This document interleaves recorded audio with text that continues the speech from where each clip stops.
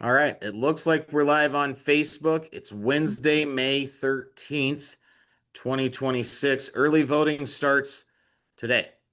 So the Republican, well, all of the primaries, but obviously we're more fixated on the Republican primaries here at the Iowa Standard. You can start voting early in those primaries today. And joining us today for a conversation is Rocky Damiano. He's running for Iowa Senate District 27. That's currently the seat held by Annette Sweeney. And we'll show you really quick what District 27 looks like, just so you can kind of have an idea if you're in it or not. Rocky, this is kind of your time to pander to any of the towns or cities in the district that you want to pander to, because I'm going to run through it and I'll probably miss some. But it looks like it kind of goes Montezuma to the south, and Yep. then Grinnell is in there. Toledo is kind of in the middle of it, and then Eldora, Iowa Falls, Alden, all the way up to the northwest corner of the district. Dyke, Rhinebeck, um, Hubbard, New Providence, Gladbrook. Any other cities that you think need to Right. be At Grundy Center. Um, right here? yep. Okay. So that gives you guys an idea a little bit of how big the district is and what you're looking at. Again, that's Iowa Senate District 27. So if you live there, you have friends, you have family who lives there, you want to let them know that Rocky is one of the people they can vote for. Hopefully, by the end of this, you'll either be able to say that guy is not somebody they should vote for, or that guy is somebody they should vote for. But either way, you're going to know a lot more, hopefully, about Rocky than you know right now. Rocky, why don't you start out? And first, thanks for joining us. Oh, I guess I have to preface it with this too. Originally, this was invited to be a debate between the candidates, so we invited Rocky and Senator Annette Sweeney. She did not respond to multiple inquiries, so we're just going to go forward with interview of Rocky. Rocky, start out. Tell us a little bit about how the campaign is going, and we'll go from there. Campaign's going well. Obviously, I've own a business here in Iowa Falls. I'm a high school track coach. I got three kids in track, one that's in South Dakota, two here in Iowa Falls. So, it's a lot of divide and conquer. We've been out there knocking doors. We've got another couple, 2, 3 weekends here. We're going to get back out and knock doors. But it's been going well. We're getting really good support. We're having great conversations because that's where everything starts. And it's just kind of fun right now. I'm having a blast talking to people and learning out, what their concerns are, what their issues are, and then how when I, get into the Senate, how I can help fix those results. And I think the biggest thing that I've heard, has been just being accessible when, a message, an email, text, phone call, just getting a response back to the constituents in District 27. That seems to be something that lacks quite a bit in this district right now. So, what have you heard? If you were going to highlight maybe three of the issues that you hear the most about when you're out knocking doors in Iowa Senate District 27, just to give people an idea on what issues matter most to the people that you're talking to in that district. Obviously, one of the things that's been going on for 5 years now is the eminent domain debate. Allowing eminent domain for private gain. That's a big thing, obviously, in the Hardin County area. Not such a big thing in Poweshiek. But again, the conversation I have is listen. I understand this CO2 pipeline is not a big thing in this area, but understand if we have this eminent domain for private gain passed and it's allowed, it affects everybody, whether you're got a pipeline going through or not. I think some of the biggest thing would be, transmission lines for the data centers that potentially may be going up in areas and they're trying to get. It's just going to set a precedence. It just isn't going to work for people. And having that conversation and educating them on, I get the pipeline's not a big thing for you, but it's going to affect you drastically. One of the other big things is that we're hearing, in conversations is the human trafficking issue that we have here in Iowa. You have Interstate 35 and 80 is a huge major hub for this issue. And, you got to have people understand that until you actually listen to some of those horror stories. And I've been fortunate enough, being married for 20 years to my wife Carla. She worked for Wings of Refuge, which is a sex trafficking rehabilitation home here out of Iowa Falls, now in Ames. And just seeing the look on her eyes and her face, and of what she sees on, she saw on a daily basis. We have water quality issues. We have a cancer issue. And so those are kind of the big talking points that we're hearing from the constituents here in Iowa District 27.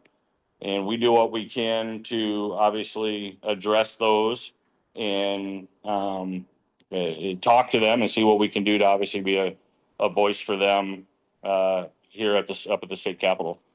Yeah. All right. So let's kind of hop into it. Republicans have had full control of Iowa for the last 10 years, the House, the Senate, the governorship, the Supreme Court. I mean, you can go down the list. What's the one thing that they haven't done that, in your opinion, is the most pressing thing, or the thing that's the most obvious that they should have addressed by now? Well, for sure, I'm going to say it's eminent domain for private game. This thing's been going on for 5 years now, and it just keeps getting the can keeps getting kicked down the road. And we're just not seeing, conversations take place between the House and the Senate in particular. It's like everybody's at odds, and again, it just seems to be one issue that just continues to resonate, every session, that just doesn't get anywhere. And we were told that we'd have a resolution, and it didn't go anywhere again. It was just another session of dropping the ball in that particular issue. Okay, and then obviously, after a decade of Republican control, is there any one thing in particular that you could point to and say maybe we shouldn't have done this as a Republican Party? Um, if we're talking about bills that make no sense that we're focusing on, obviously our current senator spent I don't know how many years on trying to get a state horse. Why are we wasting times on things that make no difference? That to me is we're just not focusing on what, especially in Iowa District 27, is important to the people that live here. And I hear it from people that aren't in my district, and they're like, "Well, why would you spend time talking to me?" Well, because we're elected by you, and we work for you. We don't work for ourselves. We're here at the Senate to address the things that matter to the people of Iowa, the Iowans here. And I think a lot of stuff goes on deaf ear. Yeah. All right, so we you already hit on the pipeline issue and eminent domain, so we really don't have to spend a whole lot of time on that because I think we have an idea of where you're Yep. at. Obviously, that's the difference between the two candidates. I should allow you, although a little bit, to elaborate on the email newsletter that Senator Annette Sweeney sent out prior to session or early in session. I can't remember, that talked about the force-fed prosperity to people who are Mm-hmm. against the pipeline or against eminent domain for the pipeline. Um, Talk a little bit about I guess that messaging on her part. Again, when that came out, which was early in the session, um, you're quoting word for word, period for period, statement for statement, a communist socialist who's like, listen, if you don't want to go along with this, what we're going to do, we're going to force feed you. And when I brought that to light and challenged her on it was one of those things that she said, even in the Time Citizen, she came up with this on her own. Well, I can show you and give you the link to exactly who said it, word for word. And again, we're not a society where we're going to be force fed something that doesn't make sense. Since when is that part of the Constitution? You don't like it? Too bad. We're just going to make a deal with it. And that's not what we're in office for. We're in office to work with each other, whether it's in the aisle or across the aisle, and come up with a solution. Listen, it may not be the perfect solution for both parties, but it's a solution in a conversation that comes to a middle ground that makes sense for all parties. Now, she doesn't have the best record when it comes to school choice, I believe. I think back in 2021, she had a vote against publicly funded school voucher credits for students to go to private charter schools. This year, I believe she was the only Republican to vote against the one big beautiful school choice bill, if I remember right. Um, what's your thoughts on school choice? Are you happy with education savings accounts? You think there's any changes that need to be done with that program? I believe it has its merits, but there, like anything else, there's still flaws in it. And it's one of those things that where I think that the school choice has been a big factor is just with people, understanding that they have a choice and they should have a choice. But are we making the right choice? Are the students making the choice because they're not getting educated, or are they making a choice on an athletic basis or something that more benefits them versus the education? Again, I think it's something that will continue to evolve. It's going to be one of those bills that ever evolves. But you have to have the ability to understand why are you taking that choice to go from school A to school B, and is it truly because school A is failing that student, or is it that B is really going to be a better educational spot for you? I just think that there's still rooms for improvement in school choice, and how the voucher system works. Yeah. On top of that, with education, we'll talk a little bit about spending. It eats up an enormous part of the state budget. Um, would you say that we don't spend enough? We spend the right amount? We spend too much on education in terms of the state budget? And do they have a problem of not enough funding, or do they have a problem with how they spend the money that they do get? I personally think we're spending too much for what I think, again, what you're getting, having two children that have graduated high school, got into college. I think this is across the board. I don't feel we're getting them quite ready for college. Um, and I just think that we again have to look at that and say, okay, where are we spending it? Why are we spending it? And it is a huge chunk of our budget. It's also a huge chunk of the property taxes that are collected on an annual basis. Um, so again, that is just something that has to be looked at. And how are we really grading our educators on them preparing our students? And is that, a situation where it needs to be relooked at? Again, that education is going to be an ever evolving, piece of the puzzle in any government or state, facilitation. Mhm. So the overall state budget, obviously, we're spending more than $1 billion than we're taking in right now as a state. Able to do that because of reserve funds, but obviously those are only as good as long as they're around. They're not going to be around forever, especially at this rate. So, what do you envision the solution being, kind of when the time comes that we don't just have billions and billions and billions of dollars in reserves to make up for the deficit spending that we're doing now? Are they going to have to significantly cut spending, or are they going to have to obviously find a way to increase revenues? Well, I think we have a spending problem. I mean, at the end of the day, that's where we have to look the hardest at, is where are we spending the dollars that are here in Iowa, and that's going to be in any business. It's there's situations that or areas that I think we spend way too much on administration and having, one secretary has their own secretary or wherever the case may be. It's a spending problem, and that's where we need to focus that energy at. Yeah.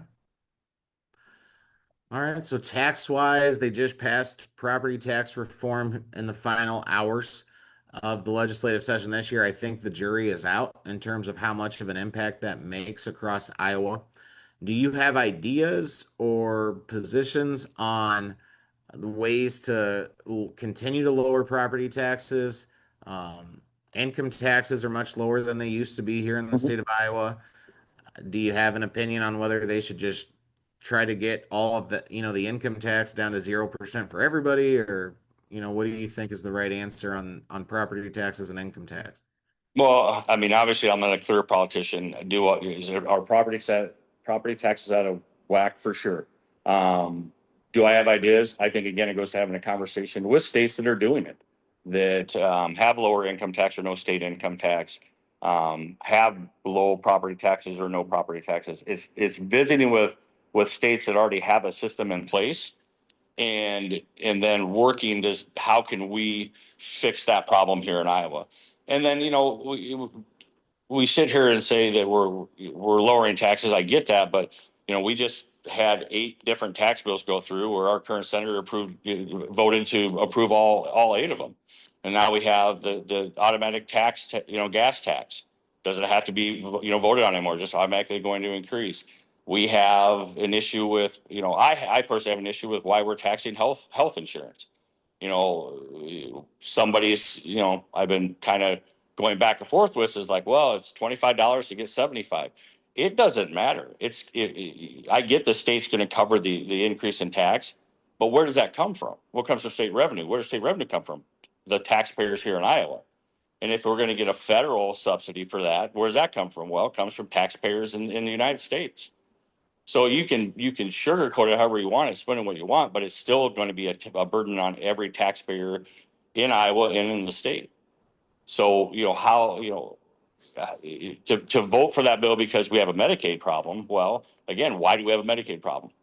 Well, again, we haven't done a good job budgeting that particular department. So Yeah. yeah, taxes are, we get taxed enough, and now here we're going to go ahead and raise taxes and told that I was instrumental on lowering the income tax. That's great. Glad you lowered income taxes, but we're still taxing. Sales tax went up. Again, are we looking at the big picture or are we not? Yeah. The gas tax automatic increase did pass the Senate, but the House took that out. So right now, I think people are safe from the automatic gas tax increase. But if the Senate remains intact, that with the same senators who voted to do it once, there's a good chance they'll vote to do it again. Mm-hmm. When you look at abortion, Iowa obviously has the heartbeat bill. So babies are protected from the time there's a fetal heartbeat detected. Should when do you believe life begins, and should Iowa go further in protecting unborn children from abortion? Well, I'm 100%. It's at conception, and I think we should protect from conception on. Yeah. Well, that was pretty simple. I Uh, don't know how much more simple you can make it. A life is right. a life. Yeah. So you guys have a pretty rural district in District 27, which I mean, if you're in Iowa outside of about a handful of cities, it's probably a rural district. What would you say is like the biggest threat to rural Iowa right now? Well, we're losing family farms left and right. Generation farms that it's just so expensive for ground, and prices are for acres is through the roof. Part of that's from big corporations buying it. Having organizations, similar, religious organizations buying ground and not have to pay taxes. Chemicals, tractors, you name it, everything is way above what follows grain prices. So and ultimately because of that, generation farms are getting gobbled up left and right. And I think we need to find a way to stop that and have stricter laws on who can and can't buy ground in Iowa. You look at, I guess one of the ways that they try and do economic development or whatever they want to call it. Wind turbines, data centers, a big deal. I think even in your district, maybe there's a lot of discussion about these issues. Um, where are you at in terms of the value, the impact of wind turbines and data centers here in the state of Iowa? Wind turbines are an eyesore. We don't get any benefit, with the electricity that's being produced from them. Um, and it's, data centers, that's a whole new animal. I think that there's still a lot of unknowns, how those are going to affect. Obviously, the amount of water it takes, to run a giant data center. Again, I don't know if we know the solid impact that it's going to do yet, because they're just now kind of that new and exciting thing that corporations and companies are doing. but I don't think it's going to be a good thing for the state of Iowa. It's going Mhm. to bring in, work for electricians and your builders. But at the end of the day, what's the impact on the residents that live there? And I think that's one of the things that we just don't recognize. Yeah, looks great, good idea. We're going to get, laborers, tradesmen's jobs, but after they're done, then what? Mhm. They leave, and the residents of that city or that county now have to suffer through it. The legislature the last few years has really kind of taken aim at DEI, critical race theory in education. Often, when they do that, the educators just change the title, whether it's DEI or CRT. The House has gone further than the Senate in trying to address those issues in the classroom and even at colleges, public and private. Is this something that you think the legislature should continue to address, go further in trying to restrict diversity, equity, and inclusion programs, curriculum, or is this something where you think they've gone far enough? Oh, I don't think we've gone far enough yet because again, they fix it one way, and then all of a sudden out comes another version of it in a different name. And again, it's you grow up in an era where it didn't matter back then when I went to high school. Nobody cared about what preference you were or what you want to be called. We just did it. We went about our life, and now it's we're putting it into our school, education programs and tiling a DEI or CRT, but it's the same platform with just a cute little name. So I think that again, that's going to be a continuing, ever evolving issue, not only in Iowa but across the country. Now, as you may have heard, there are a number of public libraries in Iowa that allow children full access to sexually explicit content that's on the library shelves. Do you believe that public libraries should be providing access to sexually explicit content to minors, or should there be some common sense, reasonable safeguards that say, if a public library wants to offer materials that have sexually explicit content in it, then they have to also take some reasonable approach to making sure that those materials don't end up in the hands of kids? Well, I'll reference back to you. How old did you have to be before you could ever buy a pornographic magazine at anywhere? Mhm. Why were, when I grew up, if you weren't 18, you couldn't grab a book like that. Whether the convenience store is still public, it's not a library by any means, but it's still a public establishment. Why were those rules set in place? Why do we have rules on when you can buy alcohol and cigarettes? Again, yes, I believe that if a public library should have the same rules and regulations of what the school. We're not allowed in a school. Why would we allow it? I get it's public, but I don't want my 14-year-old daughter going in and grabbing a book about that. Right. I think again, this section is off, and if you're an adult, no problem. But this is again, we're teaching all these things at and the age gets younger and younger every year. That we think that they should be, allowed to see, these items. I believe public libraries should follow the same rules as we're doing in our public schools. We're not allowed in public schools anymore. Right. So I think a public library should be, but that's their escape.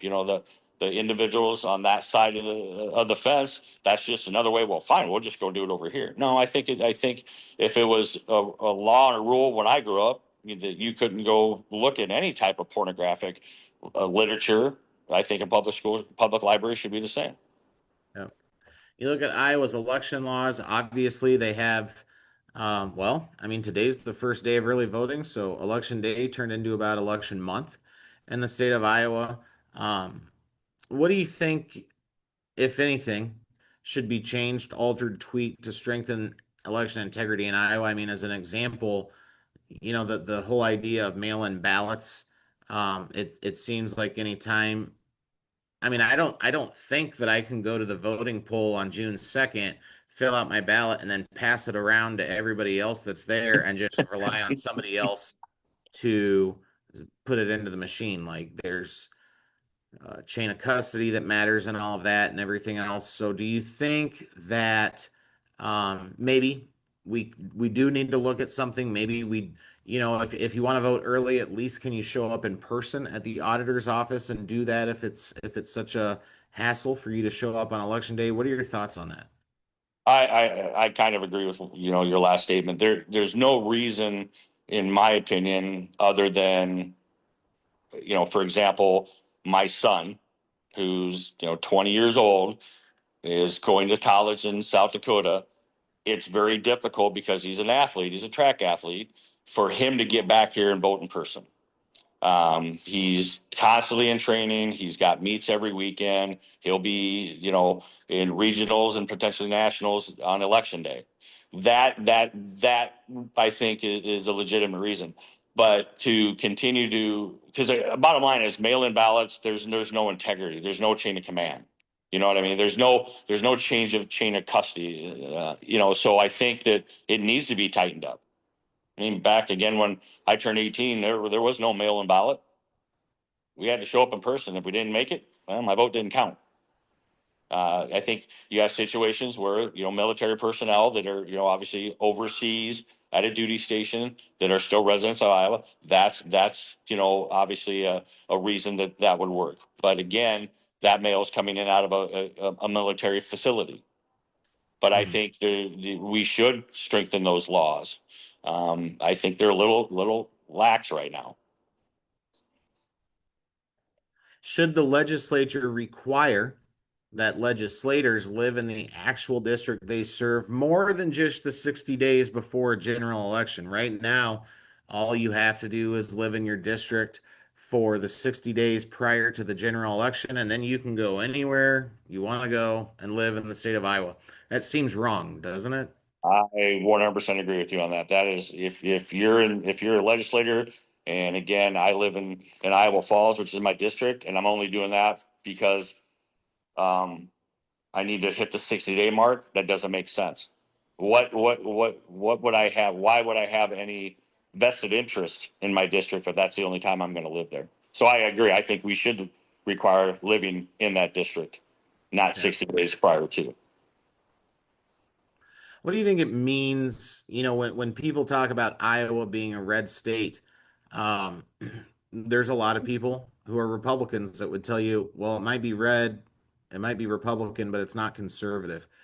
What do you think is the difference kind of between your Republicans and your conservatives? And where are you at on that spectrum?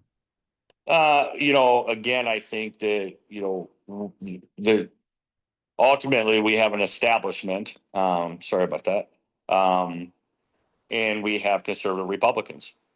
And I think that the biggest issue is if again, I'm not a career politician, and I don't plan on being a politician for the next 30 years. And I think the issue we have is the longer we're in office, the more we lose focus of why we're in office. And I think that we need to, I was a Republican state, but I think we're losing the focus of why we became a senator, or why we became a state representative. Um, Again, our founding fathers never planned for this to be a lifelong career. So when you know it's your time, you should know it's your time. I can tell you this: when I know it's my time, I won't run for reelection. Yeah. In the Senate, obviously, we saw last year with the senators who withheld their votes on the budget, they were willing to stand up to leadership. They were willing to force the issue.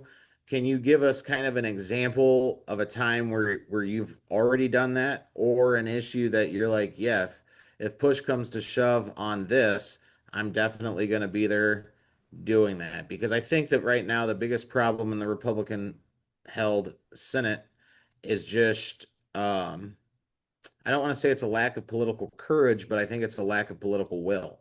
Just in that they kind of go along to get along and they don't really want to force the issue on anything. The House is clearly more conservative right now than the Senate. What kind of senator do you envision yourself being? Well, one, I'll be a senator that you can't buy them. I won't be bought and paid for. Um, I will not. go against my character, morals, or values to side with something that doesn't make sense and is morally incorrect. I would say it is a courage thing. Um, that we have senators that just go with what the establishment wants instead of standing up. And obviously, the 12 senators that stood up for the constitutional rights of people, um, I'm pretty sure you can say they were retaliated against in this year's session. Losing committees, their appointments on committees. Um, so at the end of the day, I'm not going to be bullied as a senator, and I will challenge any senator that isn't looking at the big picture, is going against what would be morally incorrect or jeopardize their character just because they're afraid. Listen, I didn't get where I'm at in life being afraid to have hard conversations and stand up for what's right. And that's the type of senator I'm going to be. All right. So if people want to, well, is there anything that I haven't asked you about that you want to address? I mean, I guess we haven't, you mentioned you hit on earlier the cancer thing.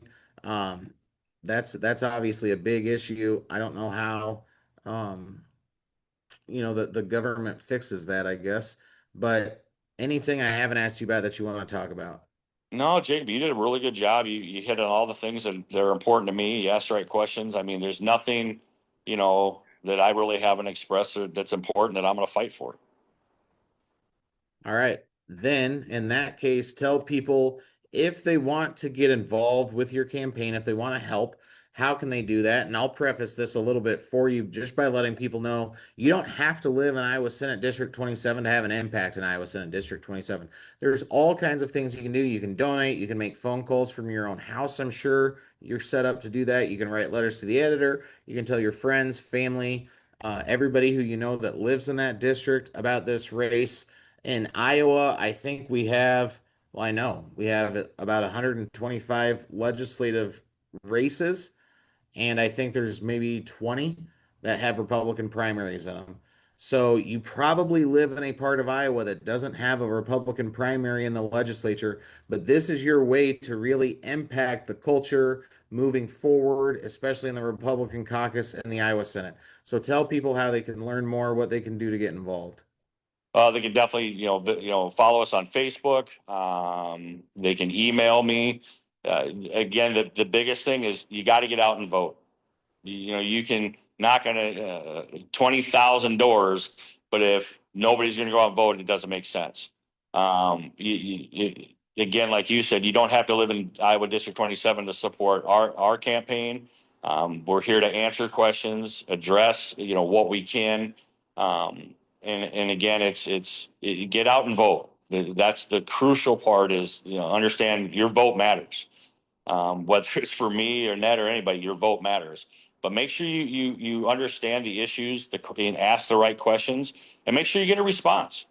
Listen, there's hard questions that come out there every day, and we have senators that just doesn't respond, and you have to be out there. Listen, you're going to get something back from me in 24 hours. Whether again you text me, you email me, you call me. If I don't have the answer, guess what I'm going to tell you? I don't have the answer, but I'm going to work on trying to find it out. Yeah. All right, you guys, that's Rocky Damiano. He's running in Iowa Senate District 27. Again, if you want to get involved, you want to help, go ahead, reach out to him. The link to his website, the link to his Facebook page is in the comments section of this Facebook video. It's your opportunity, again, to really leave a stamp, make an impact, and help to shape the culture of the Iowa Senate Republican caucus moving forward. Rocky, we appreciate you joining us today. Well, thank you Um, for the opportunity. you bet. Thanks a lot. Thank you guys for watching. We'll see you again soon.